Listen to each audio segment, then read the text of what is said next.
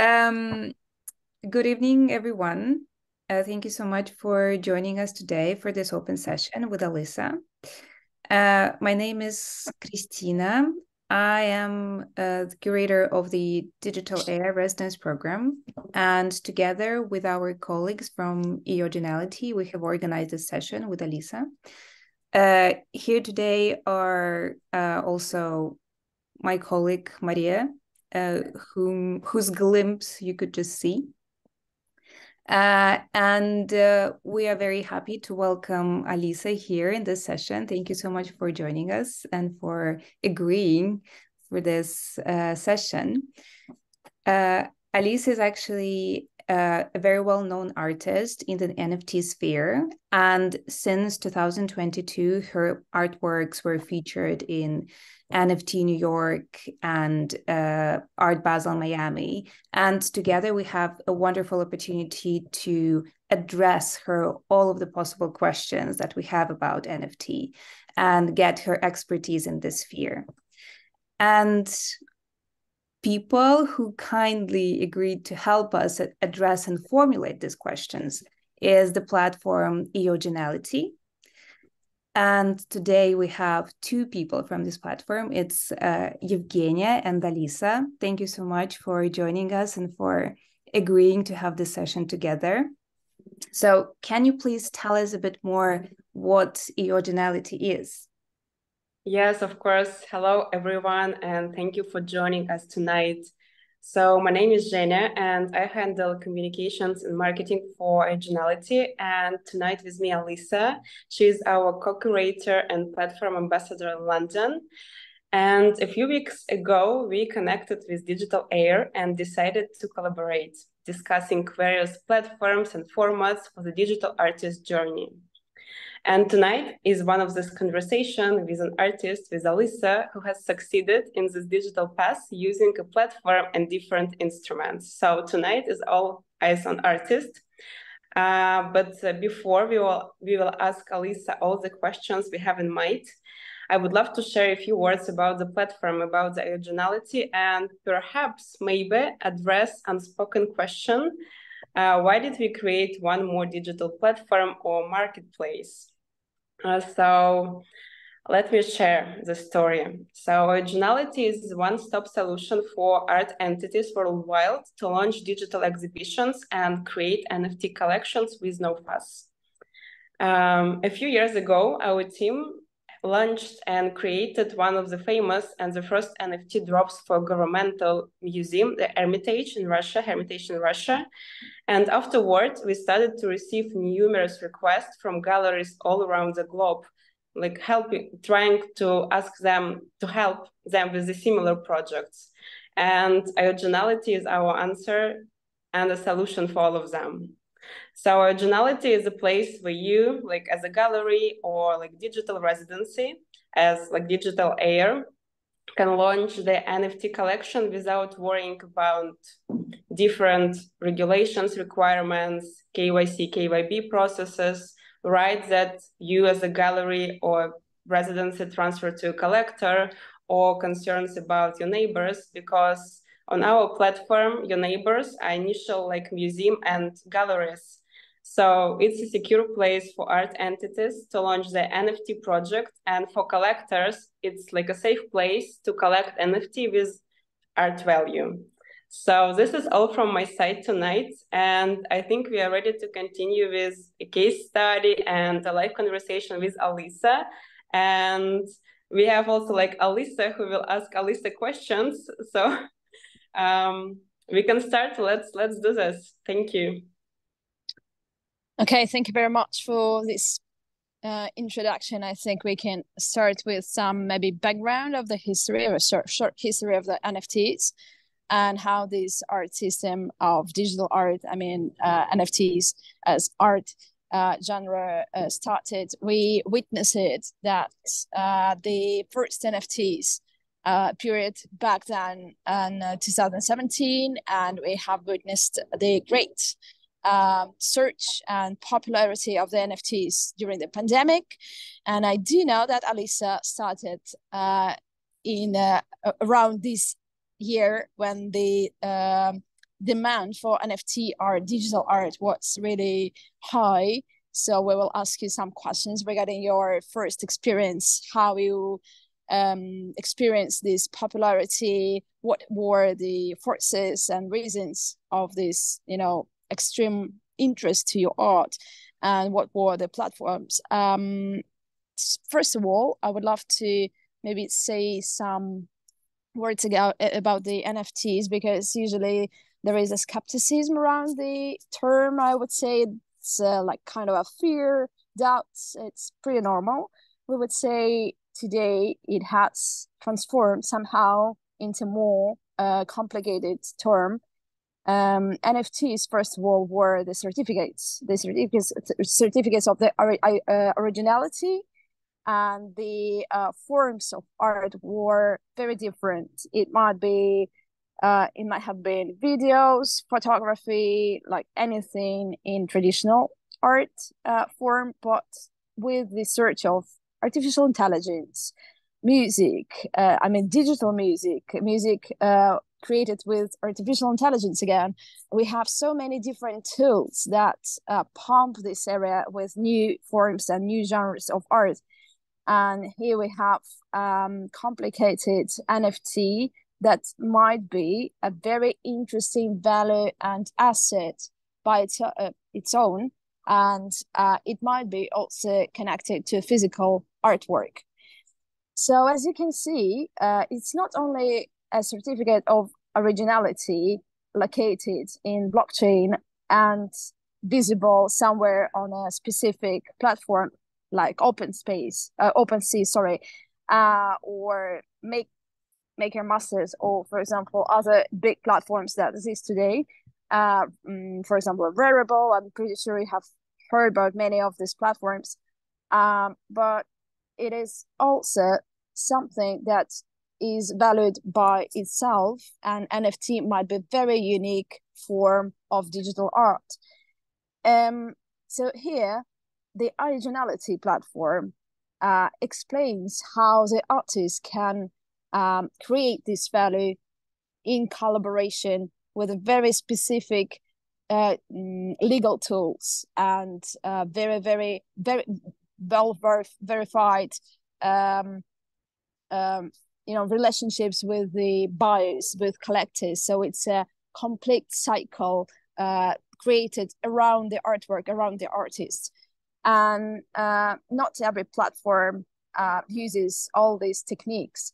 So I think it might be very interesting to study this case and to ask questions about the experience of Alyssa in detail, because we are very much interested in your own experience, how you think, how this term transformed for you, since you already exist for several years in this area. So the first question, I think, gonna be, what was your first sale, and can you tell us more about it? How was it structured, when it was, and how have you, so was the contact direct to the collector? What was it? Thank you. Yeah, first of all, just thank you for having me. I'm really happy to be here and share more of my experience. But my first sale, I'll give a little bit of background on how it happened. I got really interested in the Web3 space and just spent a lot of months like researching it. And then I listed my first collection on OpenSea, which is the largest NFT platform, in February of 2022. And I didn't exactly know what I was doing at the time, and I listed it on their contract, which is called lazy minting. So I don't have as much control over that contract since it's like connected to their platform. But I didn't know that at the time. And so a month went by and I hadn't made any sales, and I didn't really have many followers on Twitter, because Twitter is like the place a lot of artists are in Web3. And I joined a Twitter space, which is basically like an audio call with a ton of people where you can talk with each other. And I shared my art, and I made my first sale that day in March, just from somebody who heard me like talking about my art and my story. And it was somebody who like had his own NFT project, but it wasn't as art focused. It was more like PFP, like profile picture projects. So like there's a lot of communities like that in the NFT space as well. And then a lot of people in the space retweeted my art, and somehow OpenSea's platform found me and put me on their homepage that day. And it like really changed my life really quickly. I went from almost no sales to like a sold out collection of about 100 pieces. And so I went from like no collectors to having this huge collector base. So it was the coolest experience, but also kind of overwhelming. And so yeah, it's just that's kind of like a little bit of backstory on how I made my first sale. Yes, absolutely. Thank you very much for these details. Very interesting. You are pretty right telling that the Twitter channel is like the only one that exists for digital artists and to promote themselves and to promote, to speak about their art and to speak to the wide audience. All the collectors, digital collectors are all there. They are very, very eager to respond, to answer all these questions about the value of the artworks. And it's great that you took part in this talk. I think it's important, as a creator, I think it's important to talk about your own art, and this creates value, this creates the feeling that you know what you're doing, what is the idea, what do you use, what kind of media is it, etc. Talking about the media, so where did your interest in NFTs as a medium and as a technology begin? Why was this first step? So I've always followed, I don't know if anyone's familiar with Gary Vee, but he's like an entrepreneur and he's really into marketing and creates a lot of content. And I had just been following him for a long time. And he was really into Web3 because he has a project called VeeFriends. So it's not as art focused, but that's kind of like what got me interested in the space is some content he put out about that. And I just remember him saying in a video, like, blockchain technology is so important for artists because of the ownership aspect of it and royalties and things like that. And so that's kind of what got me interested, because I had always been making art throughout my life and really wanted to kind of like pursue it more seriously and be able to do something with my art, whether it was like in a more traditional sense or start a brand, like selling my art or something like that. And so when I heard about Web3 and NFTs, it seemed like a cool way to kind of get into that. And that's just what sparked my interest. Absolutely. So Gary Vee is a serial entrepreneur. He's American, who really shows a lot of interest, not only in arts industry, as you said. It's really correct, I would say, definition of his activities. But yeah, I think he was kind of guide for you to introduce you to the technical issues. Am I right? So he explained a lot on his social media, about how it works. So did you have the understanding how technically it works? Where did you get all this knowledge? Yeah, I did a lot of research. I feel like no matter how much research you do, though, like there's just so much always happening. The space moves really fast, so there's always more to learn. But I remember I shared some images, but I like took notes in my journal of like everything I researched, and I would listen to podcasts, a lot of Gary Vee content, YouTube videos, I read articles, and like even now I'm still subscribed to a lot of like newsletters around crypto, NFTs. Mm-hmm. Just like staying up to date with all of that. But yeah, that's like where I got a lot of my information. And then just joining Twitter and being a part of the conversation and just kind of like seeing what's going on in the space and Twitter spaces was really helpful too.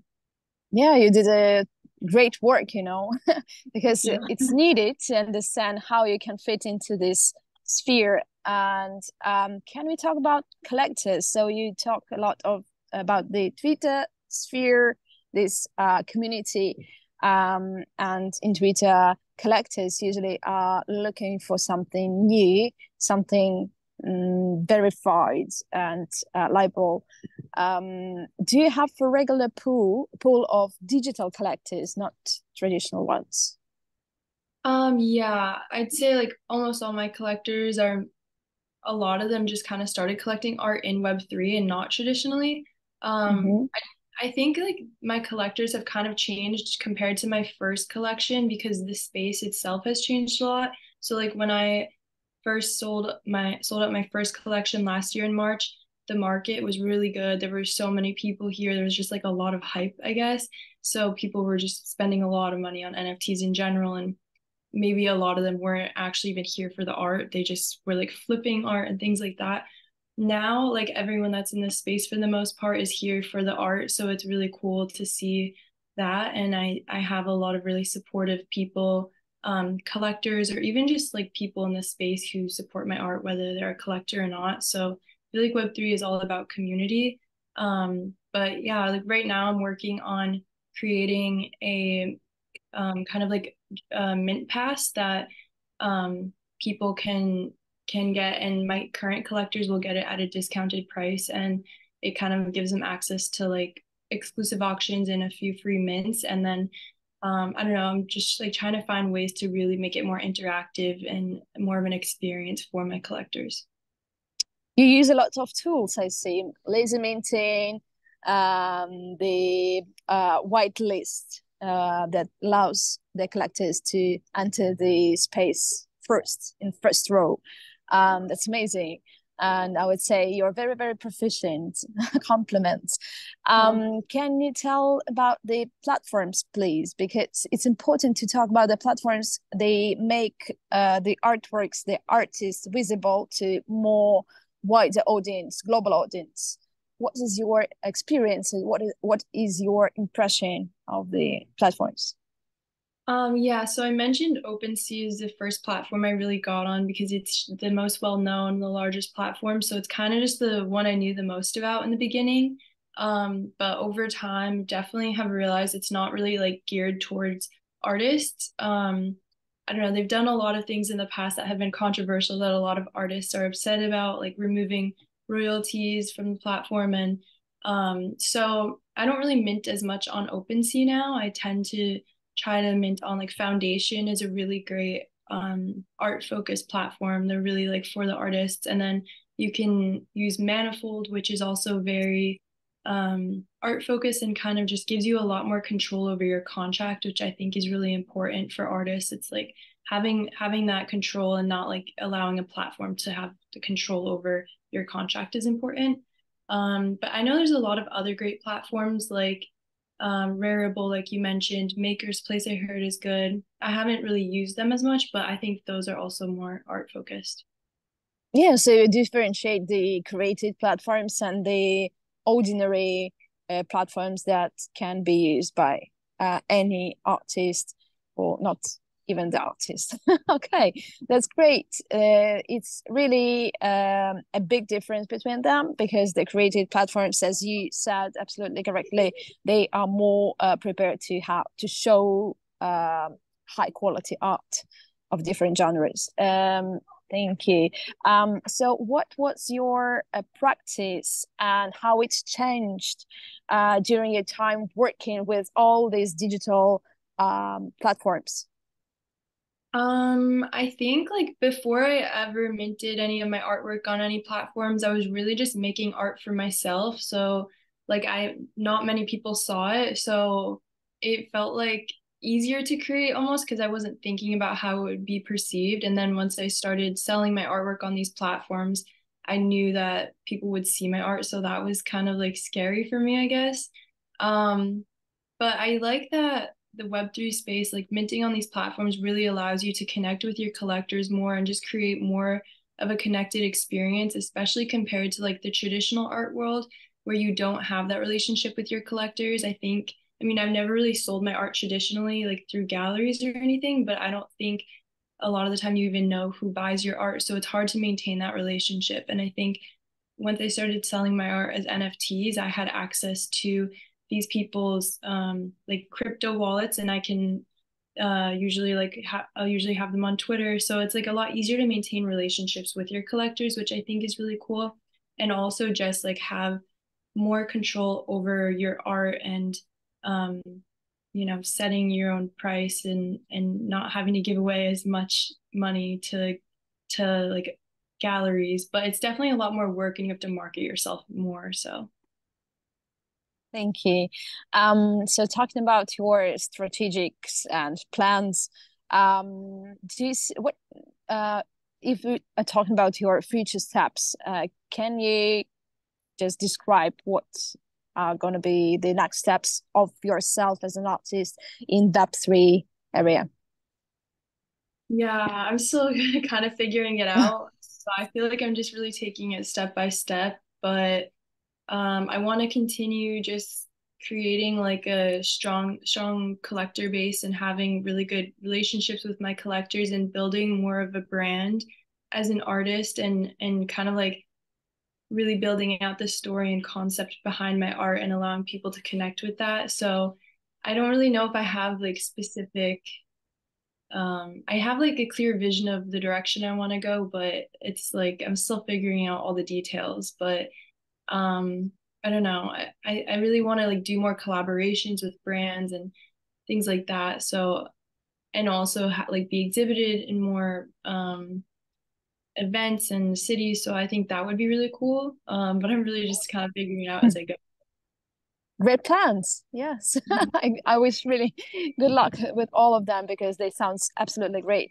So talking about other artists and your feedback, your experience, what mistakes have you made that you would like to caution other artists against? It's very important to give this such a feedback. Thank you. I think like I was saying before, how when I first minted a collection, I did it on OpenSea's contract. So I think I would just tell artists getting into the space to really like, you don't have to like understand every single thing about the technology side, but just like educate yourself as much as you can and try to like have a general understanding of how it all works and the importance of owning your own contract and like those technical details is really important. And also like the Web3 space can be very sketchy in some ways, and there are a lot of people who might not have the best intentions. So just being aware of that, and even people. I feel like even like in the traditional art world, sometimes artists can be manipulative. People try to like use you in certain ways, and it still kind of can be like that in Web3, even though I feel like there's more control for artists. So just like being aware of that and just cautious. Thank you. I think it's time to see your artworks because we are very, very interested in all these comments you can make about your art. Please be generous. Yeah, let's start with all NFT nodes. Maybe you can just share some ideas like you try to transfer.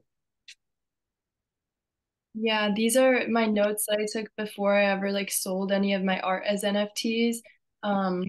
Just like to give an example of some of the notes I took and the research I did before I really got into the space.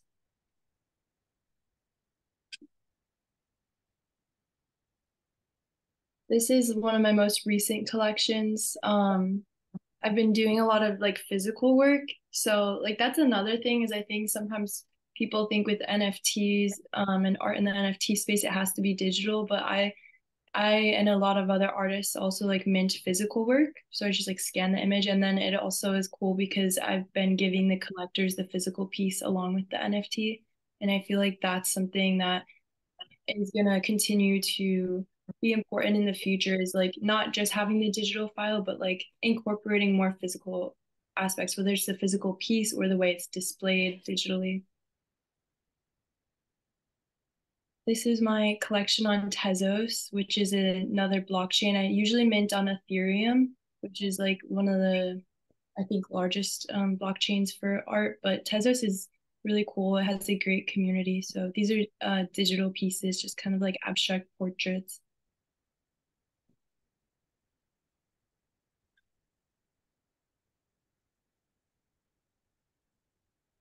This is my collection Self-Concept. This is one of my favorite collections I did, I think.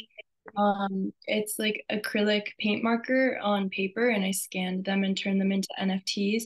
And the way I did this drop was people would mint it, but they didn't know which one they were gonna get. So it's like a little different.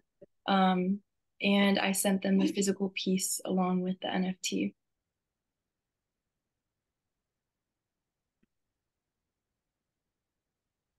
This is Connected Consciousness. This piece right here actually is owned by Gary Vee. He's one of my collectors now because that was a huge goal for mine. So that's a cool little backstory behind that piece. But yeah, these are all digital. A lot of my artwork, it has kind of like childlike feeling and colors to it.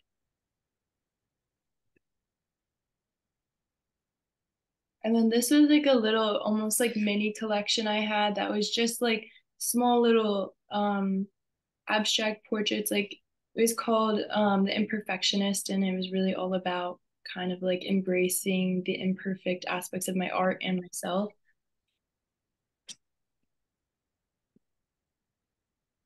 This is another collection I did. It's digital. It's very kind of like different than some of my other stuff. It's more like detailed and like chaotic in a way. So it's a little bit different.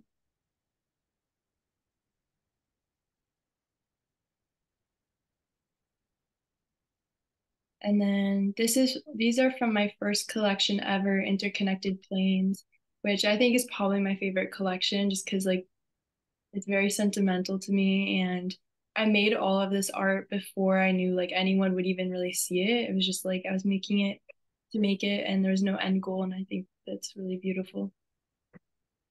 Yes, you have a very unique style. And I think this is all the questions from our side. And we invite the audience to ask Alyssa about her experience, maybe to ask some advice where to start, how to choose a blockchain, the platform. Just if you have any question, please welcome. Thank you very much for sharing your artworks.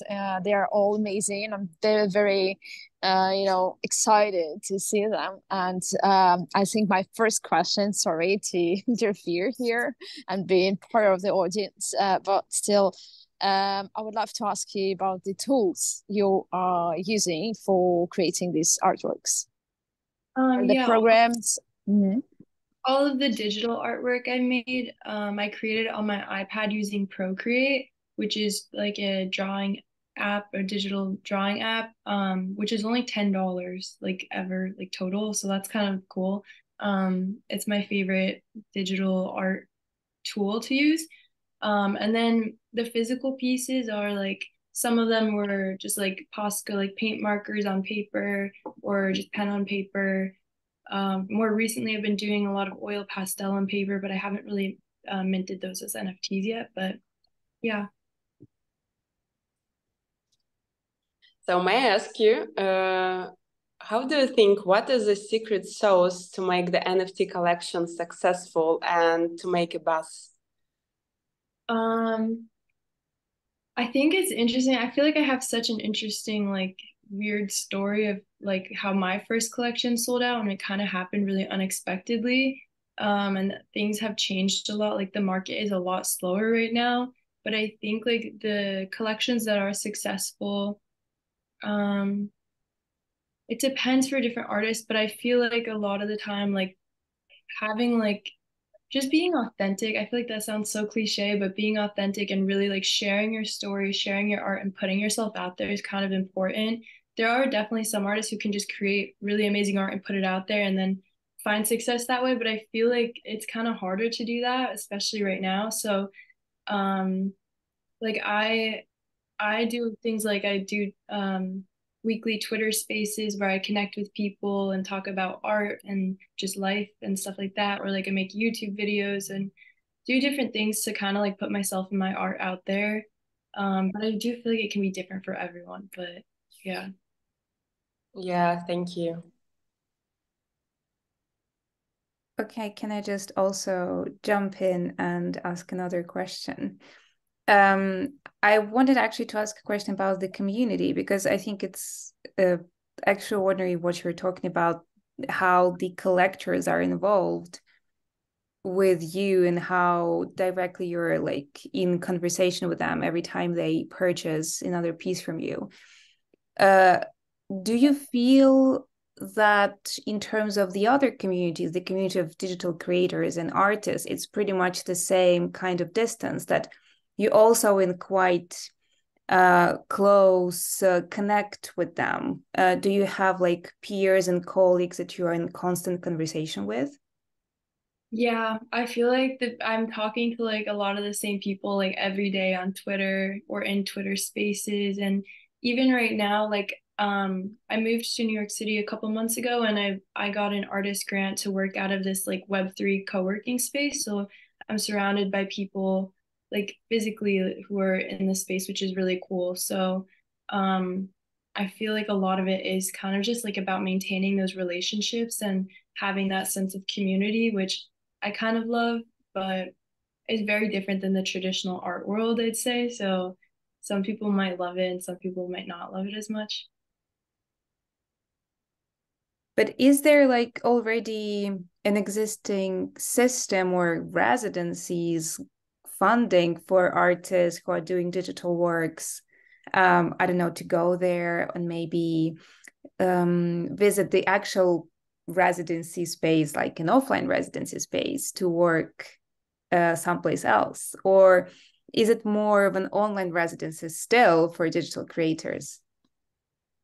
I feel like there's starting to be a lot more like in real life experiences for people in Web3. Like I know they're like kind of like an art exhibit or art gallery, art studio type thing in New York City, and they just opened up their first like program of where people can mint an NFT that grants them access to use the space, and like it's kind of like a residency program, but more like for people in web like artists in Web3. So I think that's really cool. Thank you. I think we have a question from the chat here, a very practical one. What is the first technical step to take? Okay. First technical step would probably be creating your contract. And like if you were using something like Manifold, you can create a contract. And um I remember when I first like started doing this, like I was watching YouTube tutorials and things like that because it can be kind of a complex process. But once you start to, or I'm sorry, before you even get get to that, actually, you need to get a crypto wallet. And I feel like this is like the kind of like where the barriers to entry come with Web3 is there are a lot of technical steps that you need to kind of start to learn, but getting a crypto wallet is probably the first step. So you can get like MetaMask or Coinbase wallet. There's like different types of wallets. And you basically connect that and you get it's like a secure thing that holds all of your NFTs, the ones that you create or the ones that you buy. So once you have that, um, and you can put like crypto on it. That's what you use to mint your NFTs and to buy NFTs. So I'd say like getting a crypto wallet is the first step.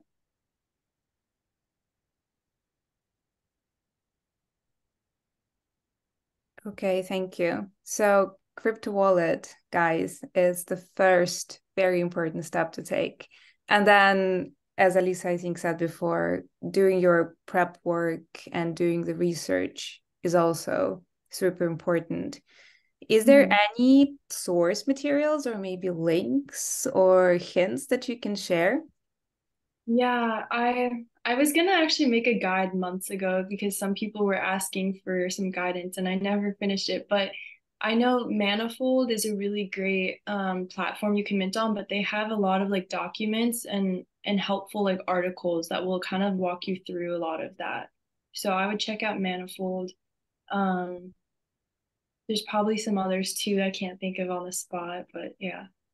And may I add, I think maybe we can create especially for digital residency, a special like toolkit for your artist, how to like what kind of steps you need to make to enter the market.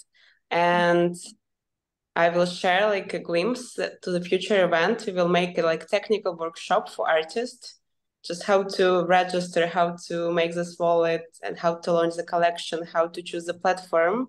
So we can definitely do this like and share with the artists. Yeah, and I feel like as time goes on, it's gonna start to get easier and more of a streamlined process. I feel like Mm-hmm. it's still so early. It's just like there, it's like really complicated still. Yeah, that's true. I think we have a question from Paulina, right? You've mentioned Foundation that you use this platform and also a platform on Tezos. Which one do you use on Tezos? I use Object, OBJKT, but there are some others like Exchange, And others. uh, do you feel like there is a different in what in collectors on Foundation and Tezos? Because I've been in the space for some time, and I had some sales on Foundation and some sales on known origin, was it? But then I sort of felt that Tezos might be a better platform for me. But then I completely forgot about it. And now I'm sort of thinking maybe I should return. So I was just wanted to ask your opinion, like what's the difference now since the time has passed? How do they, um, how to choose between those two? Yeah, I think they are kind of different. Like I'd say Foundation, which is on Ethereum, is much more geared towards one-of-one art. And usually, like from what I've noticed, is like pieces on Foundation on Ethereum are usually selling for a little more versus like Tezos, which also has a really great art community.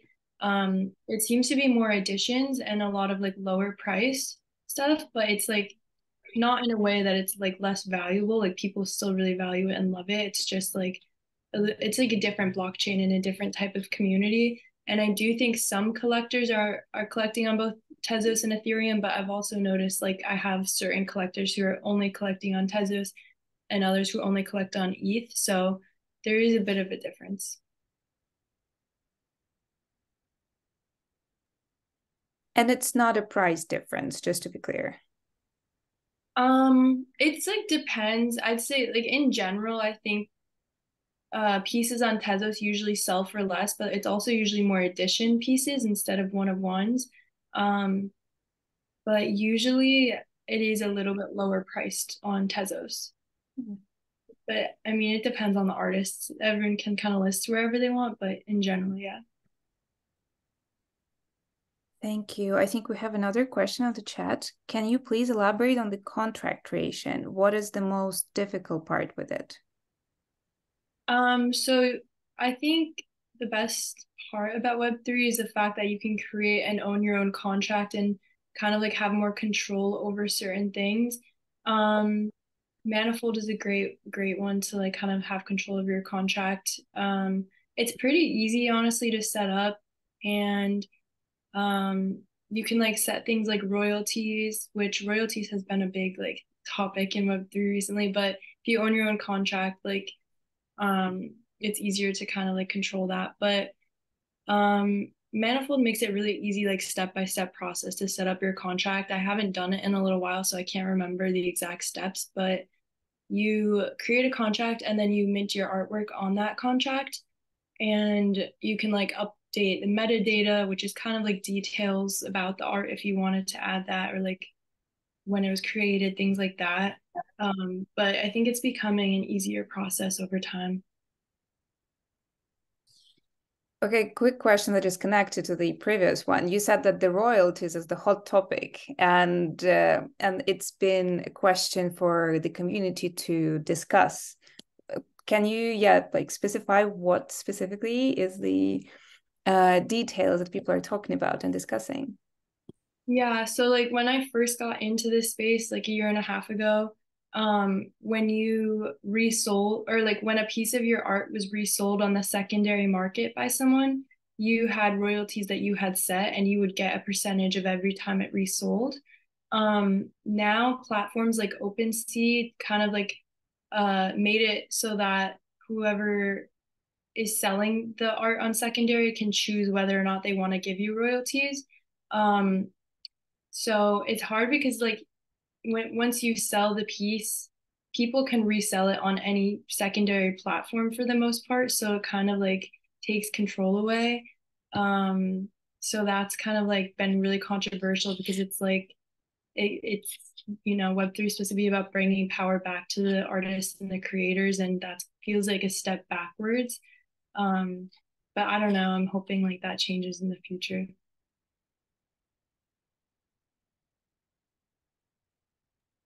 Okay, thank you. Do we have more questions? Oh, I see another one. Have you tried Solana? This is an interesting question because I was actually talking with Magic Eden, which is a platform on Solana, about potentially doing a drop with them. I don't know, I might not, but I haven't yet. I don't know because in the past, like Solana doesn't feel, there are definitely certain like platforms that are more art focused on Solana, but in general, I feel like Solana to me feels not as art focused, but I think they're trying to move in that direction, or at least certain platforms on Solana are trying to move towards the direction of being more art focused. And I think just in general in Web3, like a lot of things like PFP projects, like they're just kind of like dead now for the most part. So I think a lot of platforms are realizing the importance of artists in this space and so I don't know. We'll see, I guess. Okay. Thank you. Any more questions to address to Alyssa? You can shape them and ask them in any way, even if you think that your question maybe is simple. It's okay today to ask the simplest questions because not everyone has such a great experience with working with NFT as Alyssa has. So please go ahead if you have any questions. Okay, your NFT are integrated into the chain, or do you keep them separately on your computer? When you like mint a piece of artwork, it's on the blockchain even before you sell it. So unless you lazy mint like on OpenSea, which I wouldn't ever do again, like then I think I don't know if it's actually technically on the blockchain, but now almost everyone's always minting on a contract, like their own contract. So yeah, once you like kind of upload that image, it goes right onto the blockchain. And then when somebody buys it, it just like moves from there's like a transaction on the blockchain and it shows it going from like the artist to whoever bought it.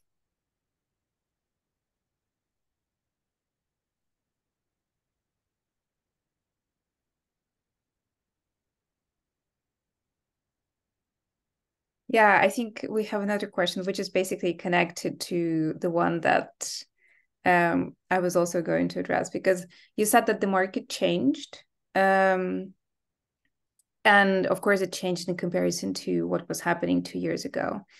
Do you, from where we stand right now, how do you think, or maybe you have some sort of provisions of what it's going to look like in, I don't know, in a time span of several months, for instance? Of course, we cannot tell how it's going to look in a year because it's too much of a fluent and shimmering thing to predict what's going to happen in a year.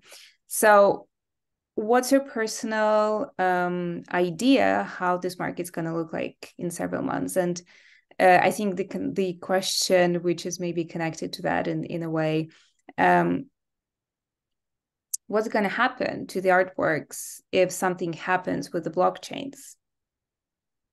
Okay, so first question, I think I don't know, I have a really strong faith in just the technology itself, despite whatever the market is. I don't know how long it's going to take for the market to kind of like pick back up, but I've been kind of just like part of the space and showing up every day and seeing what people are working on and like even at Station 3, the co-working space I work out of, around a lot of Web3 people, there's like so many builders and devs and founders. And so I think even though the market is really slow, like there's so much happening behind the scenes. And I think it's all about just the technology and the power of blockchain.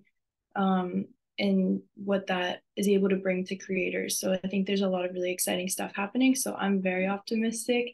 Regarding like if something happens to the blockchain, I don't really know. Like I just know I think blockchain provides a much better solution than just like Web 2, like the internet. Like if something happens to the internet, then or if I don't know, I just think blockchain technology kind of like provides something that if no matter what, like it's there, even if a platform goes away. For example, if OpenSea goes away and you created everything on your own contract, like it's still there. I don't really know like much like technologically like how that would work, like how the blockchain would go away. So I don't know if I can really speak on that specifically. Something I should definitely do more research on. Okay, thank you. It's kind of a optimistic answer. So let's hope that, yeah, we can only predict the good things to happen, and all the bad things are even imaginable. And let's not dive into that. Do we have any more questions? Maybe the last one, if someone does want to take a mic. So yeah, first of all, thank you so much for the insights, so inspiring. I'm already familiar with the Web3 space and the community, but I was just wondering, like, how do you promote your NFTs? How do you get people to foundation or object? Because you already mentioned something with Twitter Spaces. I know the Twitter community, I know the Web3 community, NFT community is mainly on Twitter, X, or Discord. But how do you manage to promote your art on these platforms? Would you say you need a high reach to sell your art?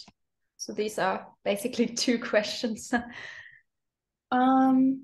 Yeah, I feel like it's so interesting because like I said before, like the way my first collection sold out happened really suddenly and unexpectedly, and I hadn't had any community built up.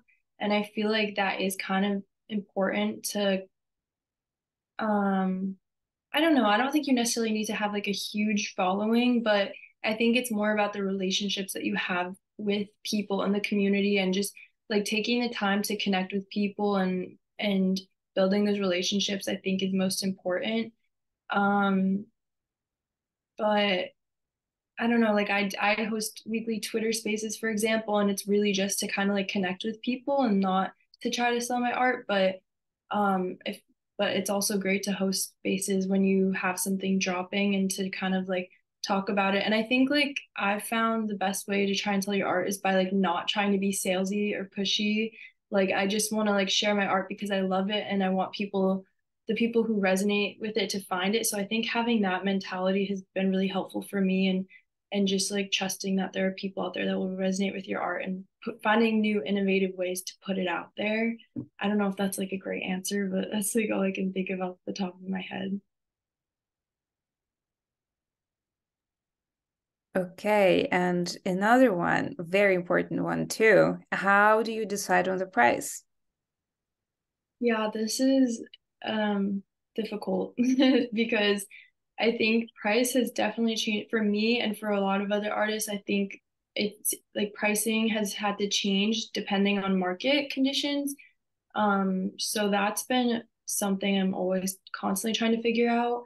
But I think definitely don't undervalue yourself and like, I don't know. Sometimes it can be discouraging if you're not selling a lot of art to be like, maybe I should just lower the price. And I've done that before. And then I'm like, I shouldn't have done that.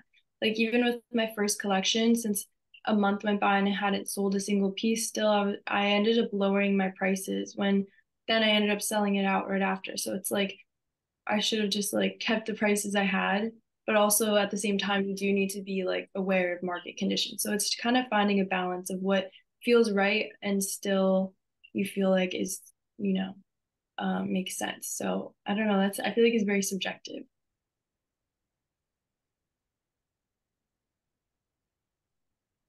That's interesting. I mean, I think it's an extremely important question also about the price. And also it's kind of interesting that you are sending your collectors the physical object, the drawing that you've made.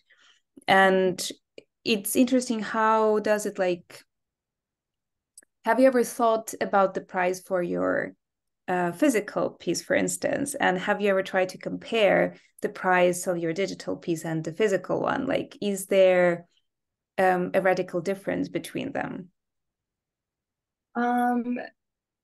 Yes, I don't know. I feel like because I've recently been doing more physical art in general, and the market has changed a lot, so it's kind of hard to compare.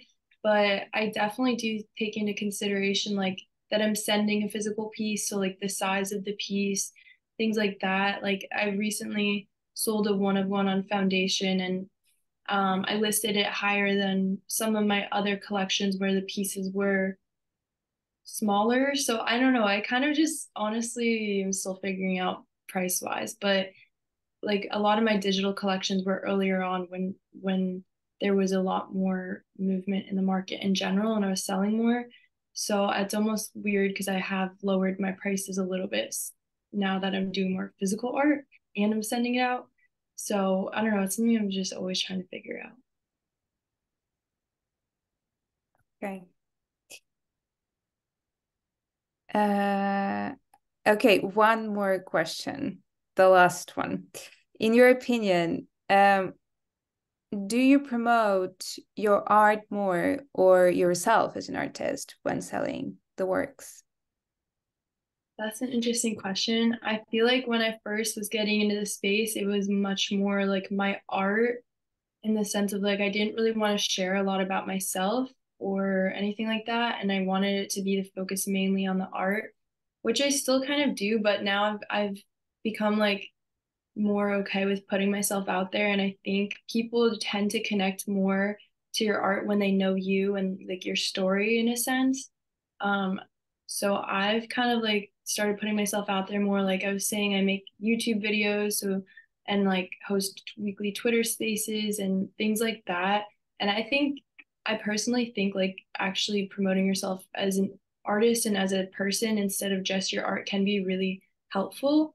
But I don't know. I think some people don't like to do that, so I think it depends on the person. But for me, I think it's good. Okay, so I think this was the last question. And now that we're almost done, I just wanted to ask you to maybe share the last wisdom with the artists that have gathered here today. Those who are ready to try NFT and those who are trying to make the first steps, what can you say to them? I think just remember that it's really just like a tool to use to sell your art, and like don't get discouraged because it can be like really difficult to put yourself and your art out there, and like if you don't make any sales, that doesn't say anything about you or your art. Because there is so much like community building aspects of it. So just I don't know, just view it as a tool that you can use and just know that your art is amazing. That's perfect words. Thank you. Thank you so much, Alyssa. And thank you, our wonderful co-hosts tonight, Alyssa and Zhenya.